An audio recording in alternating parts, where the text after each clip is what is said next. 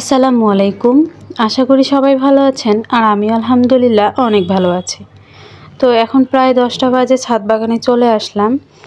আর হাতে করে নিয়ে এসেছি চাল ধোয়া এবং যে চা পাতা মানে চা করেছিলাম সকালে, সেই চায়ের এক্সট্রা যে চাটা রয়েছে সেটাকে নিয়ে এসেছি চাল ধোয়া পানির সঙ্গে মিক্সড করে। কারণ আমি যে চা পাতা যখন চা করি তখন আমি চা পাতার মধ্যে দুধ, চিনি বা লবণ কোনো কিছুই দেই না। মানে চা পাতাটা আলাদাই জাল করি। তো যাই হোক, যার কারণে আমার বাগানের কাজে লাগে সে পানিটা, যেহেতু অনেকটাই উপকারী। আমি শুনেছি চা পাতাটা অনেকটাই উপকারী কারণ গাছের জন্য। আর এদিকে হচ্ছে নরম নরম যে মরিচের যে চারাগুলো, সেগুলোকে আমি ভিতরে রেখে দিলাম, কারণ এতটাই রোদ উঠেছে যেটা আমাদের মানুষের শরীরে সহ্য করার ক্ষমতা রাখে না। সেখানে এই ছোট্ট ছোট্ট চারাগুলো তো নিতেই পারবে না। আর ডালিয়ার যে কাটিংগুলো আমি বসিয়েছি সেগুলোকে আমি রাতে করে এসে বাহিরে রাখি, যেহেতু শীত পড়ে।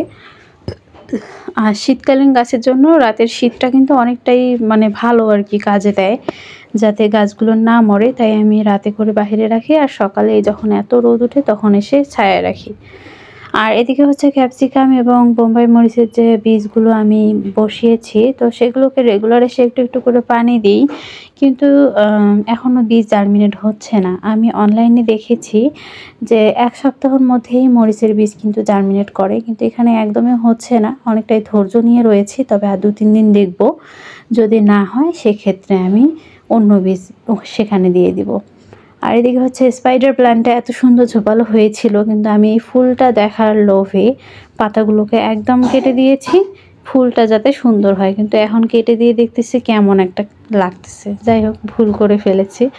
তো রোদে দিয়েছিলাম যে একটু যদি ভালো হয়, তো দেখতেছি যে না, এখন রোদে দিয়েও মুশকিল, পাতাটা ট্রান্সপারেন্ট হয়ে যাচ্ছে। আর এদিকে হচ্ছে ছিমগুলো প্রায় ফুটো দেখতেছি 2-1টাতে। তো এত সুন্দর ছিম হয়েছে, তো সেক্ষেত্রে ফুটো করে পোকা ঢুকলে তো বোঝাই যাচ্ছে যে ছিম খাওয়া অসম্ভব হয়ে যাবে, যেহেতু বেগুন গাছগুলো এত পোকা আক্রমণ করেছে। আর সিম গাছ টোটালে 4টা রয়েছে। 4টা সিম গাছের মধ্যে যতটুকুন সিম ধরেছে, আমাদের মতো ছোট্ট ফ্যামিলিতে হয়তো বা হয়ে যাবে, কিন্তু মনে হচ্ছে আরও গাছ বসালে ভালো হতো। যেহেতু ছোট্ট গাছ, একটা করে গাছে একটা করে স্টিক বের হয়ে সিম হয়, তো সেক্ষেত্রে আসলে অনেকগুলো চারার দরকার হয়। আর যদি একটা গাছ অনেক বড় হতো তাহলে সেক্ষেত্রে একটা গাছই যথেষ্ট হতো একটা ফ্যামিলির জন্য, কারণ সেখানে অনেকগুলো ঝোপাল অনেকগুলো করে স্টিক হতো, সেখানে অনেকগুলো করে একদম সিম ধরে, যেরকম ঝুমকো সিমের মতো করে ধরে। তো সেটা তো নয়, এটা বসি টাইপের, তাই অনেকগুলো চারা বসাতে হবে। সেটা আসলে মাথায় আসেনি, তাই এবার এই বুদ্ধিটা করতেই হবে। তো ঘরে রয়েছে আরও 3-4টা বীজ, সেগুলোকে আমি বসিয়ে দিব। তো আসলে বসিয়ে দিব বললে তো হয় না, বেড তৈরি করতে হয়। আর বেড তৈরি করতে গেলে আমি যেভাবে করি সেটা হচ্ছে ভিতরে আমি সবজির খোসা দিই। তো সেই সবজির খোসাটাও আসলে আমাদের 2-3 জনের ফ্যামিলিতে খুব বেশি একটা হয় না, যেহেতু রেগুলার সবজি খাওয়া হয় না, বা যতটুকুনি খাই অতটুকুন দিয়ে অন্তত একটা বেড তৈরি হয় না, 2-3 দিন লাগে। তো মাঝে মধ্যে আমি আমার জায়ের কাছ থেকে নেই, বা যদি পাশের বাসায় যাই তখন নেই। তো সেক্ষেত্রে হয় কি, আমি তো একটু কম বের হই, তাই আসলে নেওয়াও হয় না মাঝে মধ্যে। আর নিলেও কেমন একটা লজ্জা লাগে, কারণ মানুষকে তো আর এক্সপ্লেইন করা যাবে না যে গাছকে আমি সবজির খোসা দিই, কারণ আমার বাড়িতে না গরু আছে না ছাগল আছে যে আমি তাদেরকে সবজির খোসা দিব সেটা খাবে। আর মানুষকে আসলে বোঝানো দায়, কারণ আমার আশেপাশের মানুষগুলো অতটাও যে বুঝাবো অত কিছু আসলে বোঝাতে গেলে বেশি বেশি হয়ে যায় আর কি, যে আমার গাছকে আমি সবজির খোসা খাওয়াই, গরু ছাগলকে নয়। যাই হোক, এত কিছু এক্সপ্লেন করারও দরকার নেই। আমি যতটুকু চেষ্টা করি ধীরে ধীরে করার চেষ্টা করি, চাপ নিই না, কারণ চাপ নিলে আমার জন্য অনেক বেশি টাফ হয়ে যাবে। যেহেতু একটা ছোট বাচ্চা রয়েছে এবং ও খুবই ডিস্টার্ব করে, সব জিনিস সে ডিস্টার্ব করে। আমি একটু বাগানে কাজ করব, ও আসে এবং ও অনেকটাই ডিস্টার্ব করে, ও নিজেরই ক্ষতি করার চেষ্টা করে, যেটা আমার জন্য ক্ষতি হয়ে যায়। যাই হোক, আর যখন আমি এডিট করব তখনও কিন্তু ও অনেকটাই আমাকে ভেজাল করে। আমি ভয়েস দিতে গেলে দেখবেন আপনারা অনেকবার ওর সাউন্ড পাবেন, ও ইচ্ছা করে চিল্লায়, আমাকে মামা বলে ডাকে, বারবার ডাকে। ও চায় যে ও চিল্লায় চিল্লায় আমাকে ডিস্টার্ব করবে, ও ডিস্টার্ব করে খুব মজা পায়। আসলে বাচ্চারা এরকম হয়, কিন্তু মাঝে মাঝে রাগও উঠে আমার, কারণ আমি একটা ভয়েস মিনিমাম এমনও হয় যে 10 থেকে 12 বার আমি ডিলিট করে আবার ভয়েসটা দিয়েছি।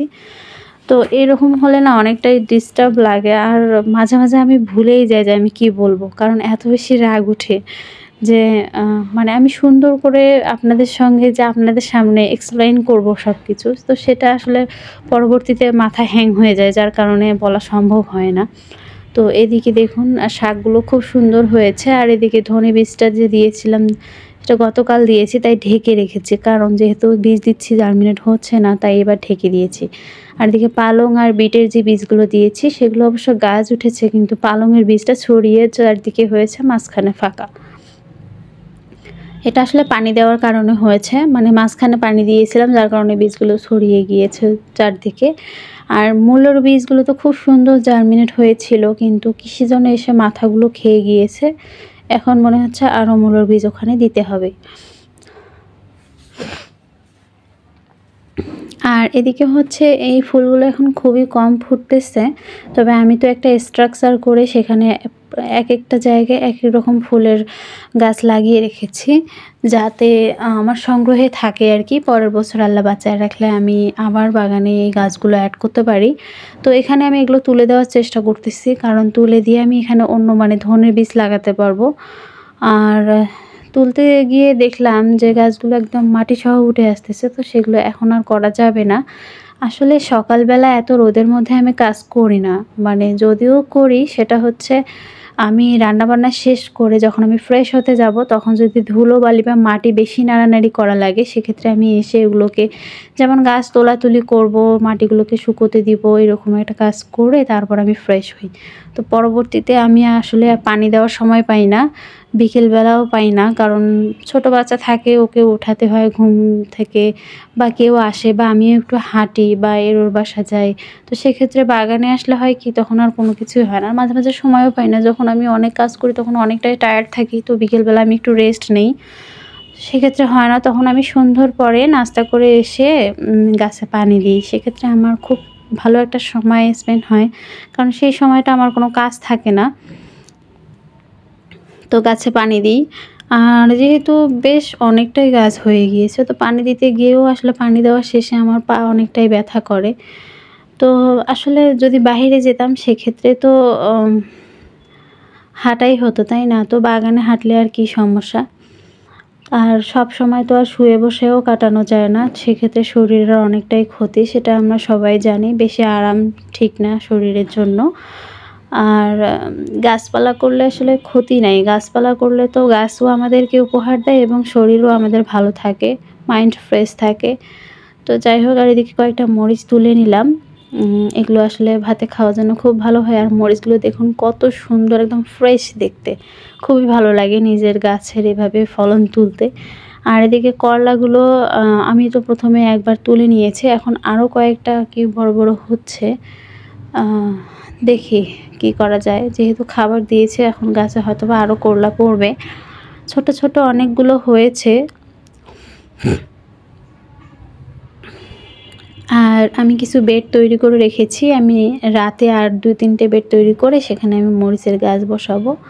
যেহেতু ছোটো ছোটো চারা অনেকগুলো রেডি হয়ে গিয়েছে, আর একসঙ্গে অনেকগুলো গাছ গাদা গাদা করে লাগা রয়েছে, তাই আমি একটু আলাদা করে বসিয়ে দেওয়ার চেষ্টা করব। আর এদিকে টমেটো গাছে দেখুন টমেটো কিন্তু এসে গিয়েছে। তো আলহামদুলিল্লাহ আলহামদুলিল্লাহ টমেটো এসেছে আমার বাগানে। আর লাউও কিন্তু দেখুন খুব সুন্দর পড়েছে, আলহামদুলিল্লাহ, মাশাল্লাহ মাশাল্লাহ। তো এই গাছে হয়েছে 3টা, আর ওই গাছে রয়েছে 2টো, মোট 5টা লাউ পড়েছে আমার বাগানে। তো আমি আসলে কি বলবো, আমার খুবই ভালো লাগতেছে যে ছোট ছোট লাউ গাছে এখন লাউ হবে। আসলে আমি প্রত্যেকবারে লাউয়ের গাছ লাগিয়েছি, তো লাউটা আবার শীতকাল শেষ হয়ে তারপর লাউ হয়েছে, এবং প্রচুর লাউ হয়েছে, মানে মিনিমাম 20 থেকে 25টা এরকমও লাউ হয়েছে, এমন হয়েছে। কিন্তু সিজন শেষে লাউগুলো হওয়াতে লাউয়ের আসলে সেরকম মানে মজা যেটা সেটা পাইনি। তো যাই হোক, এবার সেটা শীতের আগেই পাওয়া যাবে আলহামদুলিল্লাহ। তো গাছে ফুলের সংখ্যা অনেকটাই কমে গিয়েছে, ভাবতেছি নয়নতারার যে দেশি ভ্যারাইটি সেটাকে তুলে দেবো। আর হ্যাঁ, আর একটা মজার বিষয় কি জানেন, মানে এটা বলতে পারেন সারপ্রাইজ। আমার জিনিয়া গাছে কিন্তু খুব সুন্দর ফুল ফুটতেছে এবং কালারটাও খুব সুন্দর, একটা ডিপ কালার, যেটা চোখে পড়ার মতো। যদি পুরো গাছটা একদম ভরে যায় ফুল দিয়ে তাহলে কত সুন্দর লাগবে, একবার চিন্তা করে দেখুন। এই যে দেখুন ফুলটা কত সুন্দর একটা কালার।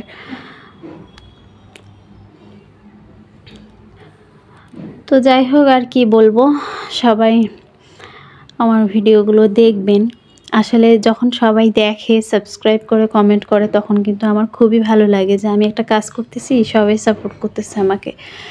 তো পারলে সবাই লাইক, কমেন্ট, শেয়ার করবেন এবং সাবস্ক্রাইব করে পাশে থাকবেন। আর যারা অলরেডি করে ফেলেছেন তাদেরকে অসংখ্য ধন্যবাদ। দেখুন আমি চন্দ্রমল্লিকার যে পুরনো পাতাগুলো সেগুলো কেটে দিয়েছি এবং নিচের যে পাতাগুলো সেগুলো কেটে দিয়েছি, যেন গোড়াটা আর কি আলো বাতাস পায় এবং রোদ পায়। তো এভাবে পিঞ্চিং করেও দিচ্ছি যেন খুব সুন্দর ঝোপালো হয়। অনেকটাই ঝোপালো হয়েছে এবং গাছগুলো কিন্তু খুব সুন্দর হচ্ছে, মানে ঝোপালো হচ্ছে। আমি এখনও কাটিং করতেছি, তবে শুধু পমপম যে চন্দ্রমল্লিকা সেটা আর কাটিং করতেছি না, কারণ সেটাতে কুঁড়ি চলে এসেছে এবং পুরো গাছটা কুঁড়িতে ভরে গিয়েছে। তো যাই হোক, আর বেশি কথা বলবো না, আমি এখন চলে যাব। আমার কাজ হচ্ছে বিকেলবেলা, আর বিকেলবেলা এসে আমি কিছু কাজ বসাবো, যেটা পরবর্তীতে গত না মানে কালকে আপনাদের সঙ্গে শেয়ার করব। তো সবাই ভালো